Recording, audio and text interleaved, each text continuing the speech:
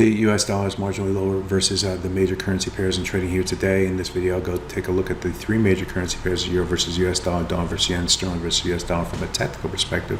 So let's get started. Looking at the Euro versus US dollar from an hourly chart, what sticks out to me, at least over the last 4 or 5 trading days, is how the price has been able to stay above the moving averages. Back here, when the market was going sideways and below this swing area up through here, the market found support against a 200-hour moving average, not once but twice, and that then started to use a 100-hour moving average as a support right here before moving to the upside sharply to the upside, taking our price to the highest level from 2025. Then the corrective move to the downside got close, sniffing distance of the 100-hour moving average. Again, found support. Buyers pushed to the upside and trading yesterday. We pushed up toward the high price that we saw on Friday's trade, but could not sustain the momentum up toward the high for 2025 and rotated back to the downside. The price low came back down toward the 100-hour moving average and have found a modest rebound off of that level. As you can see, the trading activity today in the Euro versus US dollar is quite modest, but the 100-hour moving average will be key for traders, not only today but going forward. So as long as the price can remain above that level, then the bias remains more to the upside. If the price moves below that level, then the bias shifts more to the downside. We can expect more downside momentum with potentially a test of the 200-hour moving average below. Let's take a look at the dollar versus yen next, and we'll take a look at the 4-hour chart of this currency pair.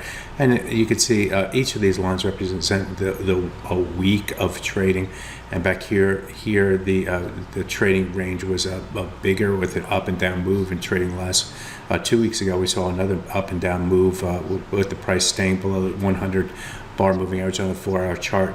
In trading toward the end of that week, however, we did move above those moving averages, and we stayed above it for the first half of the week last week, before moving to the downside and closing within those moving averages on Friday.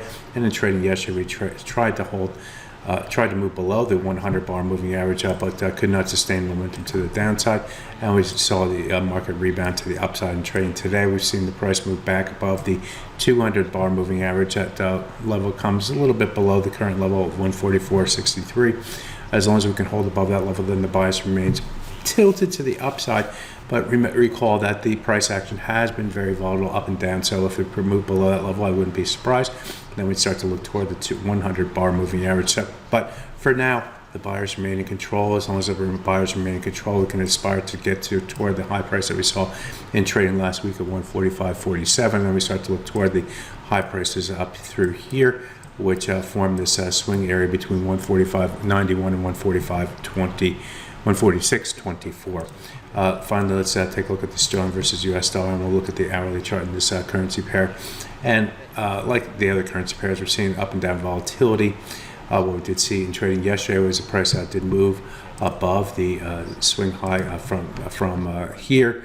I'm sorry, I got the wrong thing. Swing high from here, but could not sustain momentum toward the high price at 136.31. We rotated back to the downside. In trading here in the Asian session, we moved down to the 100-hour moving average, held support, moved up, but came into this swing area up through here, found willing sellers against that, and forced its way to the downside, breaking below both the 100 and 200-hour moving average. In the process, we are now rebounding back to the upside and back above the 100-hour moving average. We'll see if the price can stay above that level. If it can, then the bias remains more to the upside for the sterling versus US dollar. We do have US retail sales coming out today, along with industrial production, export-import pricing, and other key events that are coming out. Also, the Federal Reserve starts its 2-day meeting today, with the expectations of no change when they announce their decision tomorrow at 2 p.m.